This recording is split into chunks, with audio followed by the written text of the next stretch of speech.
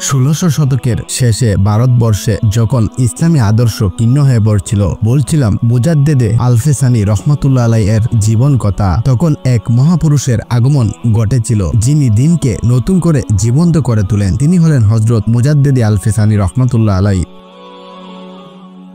তিনি ইসলামিক জ্ঞানের দ্বিতীয় সহস্রাব্দের পুনর্জীবিতকারী হিসেবে স্বীকৃত। তার প্রকৃত নাম ছিল শায়েখ আহমদ ফারুকি শির হিন্দি রহমাতুল্লাহ আলাইহি। তিনি 971 হিজরি 1561 খ্রিস্টাব্দে ভারতবর্ষের শিরহিন্দ শহরে জন্মগ্রহণ করেন। তার পিতা শায়েখ আব্দুল আহাদ ছিলেন একজন বিখ্যাত আলেম এবং সুফি। শৈশব থেকেই আহমদ ফারুকি অসাধারণ প্রতিভার অধিকারী ছিলেন। তিনি অল্প বয়সেই কুরআন হিফজ করেন এবং বিভিন্ন ইসলামিক বিদ্যায় পারদর্শিতা অর্জন করেন। বহু আলেম ও সুফির সান্নিধ্যে শিক্ষা গ্রহণ করেন, তবে নকশবন্দিয়া তরিকায় তার প্রকৃত আত্মিক উত্থান ঘটে। তিনি নকশবন্দিয়া তরিকার একজন বড় খলিফা হিসেবে পরিচিত লাভ করেন এবং এই তরিকার আদর্শে ইসলামিক সমাজকে নতুন করে তোলার কাজ শুরু করেন।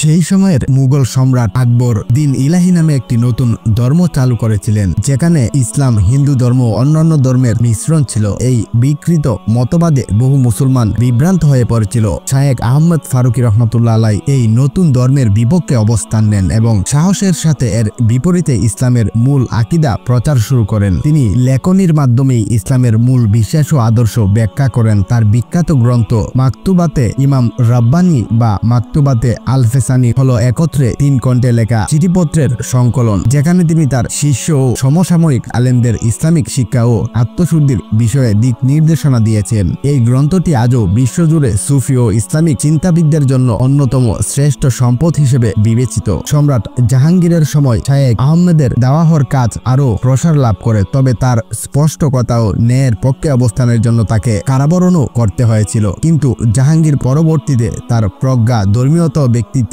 মুগ্ধ হয়ে তাকে মুক্তি দেন এবং রাজসভার উপদেষ্টা হিসেবে রাখেন। শায়েখ আহমদ শির হিন্দি রহমাতুল্লাহ আলাইহি শুধুমাত্র বাহিক্য শরীয়তের উপর গুরুত্ব দেননি, বরং আত্মিক শুদ্ধি ও তাসাউফের পথেও মানুষকে আহ্বান করেছেন। তার চিন্তাধারা ছিল ইসলাম শুধু নামাজ রোজা নয়, বরং অন্তরকে শুদ্ধ করে আল্লাহর নৈকট্য লাভের মাধ্যম। তিনি বিশ্বাস করতেন তাওহীদ, সুন্নাহ এবং তাসাউফ এই 3 স্তম্ভে একজন প্রকৃত মুমিনের গঠন হয়। তার দাওয়া ও চিন্তা ভারতে ইসলামী আদর্শকে পুনর্জীবিত করে এবং মুসলমানদের আত্মপরিচয় ফিরিয়ে আনে। 1624 খ্রিস্টাব্দে 1038 হিজরি তিনি ইন্তিকাল করেন। তার কবরস্থান শিরহিন্দ শহরে আজও লাখো মানুষের জিয়ারতের স্থান। আজ পর্যন্ত তিনি ইমামে রাব্বানি, মুজাদ্দেদে আলফেসানি, নকশবন্দিয়ার শের ইত্যাদি উপাধিতে স্মরণীয়। তার কাজ ইসলামী চিন্তাধারার এক নতুন দিগন্ত উন্মোচন করে। হযরত মুজাদ্দেদে আলফেসানি রহমাতুল্লাহ আলাইহি ছিলেন এক মহান সংস্কার। তিনি সত্যিকার অর্থে ইসলামকে বিকৃতির হাত থেকে রক্ষা করেছিলেন। তার আত্মশুদ্ধির আহ্বান ও শুদ্ধ আকীদার প্রচার মুসলিম উম্মাহকে জাগ্রত করেছিল। তার জীবন আজও আমাদের জন্য অনুপ্রেরণা, সাহস এবং ঈমানের আলো হয়ে আছে।